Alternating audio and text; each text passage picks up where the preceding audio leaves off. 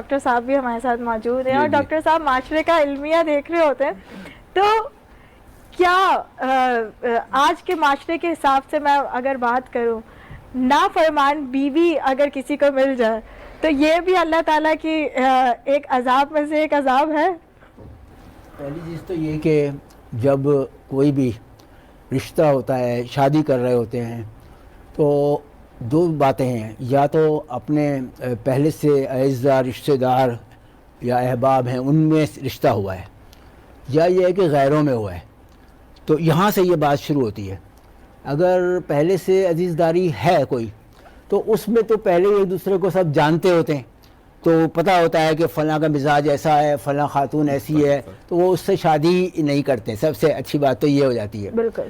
لیکن وہ تھوڑا سا اس کا ڈرا بیکس بھی ہیں رشتہ دار میں شادی کرنے کے, جہاں کچھ فوائد ہیں. تو اچھا, اب جو غیروں میں کرتے ہیں, آج کل بڑا ٹرینڈ ہو گیا ہے کہ وہ رشتوں کے ایپس آ گئے ہیں اور فیس بک پر بھی رشتے آ گئے ہیں.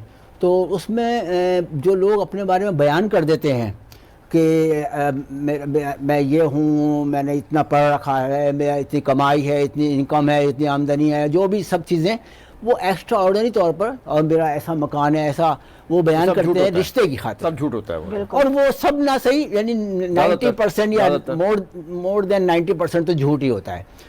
اب کیا ہوتا ہے کہ جب شادی ہو جاتی ہے, رخصتی ہو جاتی ہے, آتے ہیں تو وہ جھوٹ کی بیس پر ہی آئے ہیں, شادی کی ہے. انہوں نے بھی توقعات وابستہ رکھ لی تھی, لڑکے والوں نے بھی اور لڑکی والوں نے بھی, کہ یہ لڑکا تو بہت. تو اب مسائل یہاں سے شروع ہوتے ہیں.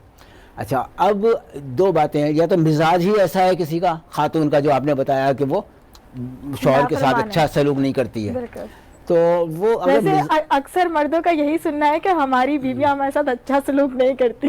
دیکھیے, وہ اصل میں معاشرے کا یہ المیہ یہ ہے کہ لوگ بجائے کہ رہنمائی حاصل کریں دین سے, وہ رہنمائی حاصل کر رہے ہیں فیس بک سے, سوشل میڈیا سے. تو اس میں کیا سکھایا جا رہا ہے کہ جیسے کہ اچھا, پہلی چیز تو یہ کہ شوہر کے اوپر بیوی کے بہت زیادہ حقوق ہیں. وہ اس میں یہی ہوتا ہے کہ جب گھر آتی ہے خاتون رخصت ہو کے, تو پہلے تو اس کے لیے وہ گھر ہی نیا ہے, وہ یہاں یوز ٹو نہیں ہے رہنے کی. اور وہاں اگر اور خاندان کے دوسرے رشتہ دار بھی, بھائی وغیرہ, ماں باپ رہتے ہیں, تو پہلے تو سب سے پہلے تو یہ سمجھیے کہ جو شادی ہوتے ہی لڑکے مرد کے پہلے ایک باپ تھا, اب دو باپ ہو گئے. پہلے ایک ماں تھی, اب دو ماں ہو گئی. بالکل. لڑکی کے بھی پہلے ایک باپ تھا, اب دو باپ ہو گئے. ایک ماں تھی, اب دو ماں ہو گئی. اب وہ یہ سمجھے کہ یہ میری ماں ہے.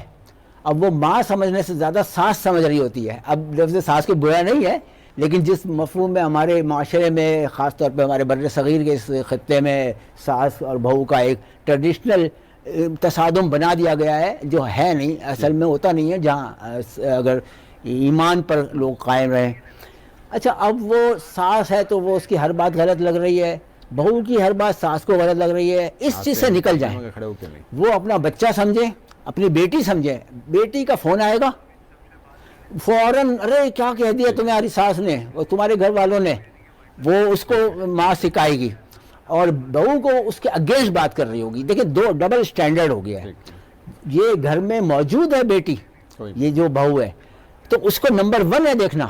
اور رخصت کرتے وقت جب یہ کہہ دیتے ہیں نا کہ تمہیں ہم نے رخصت کیا ہے, تمہارا جنازہ وہاں سے اٹھے, تو وہ پہلا ڈوز ہی ایسا دے دیا جاتا ہے کہ بھائی یہ لڑائی جھگڑا یہ سب کرنے کے بعد میں فائدہ نہیں ہے, بلکہ مجھے رہنا ہی وہیں ہے.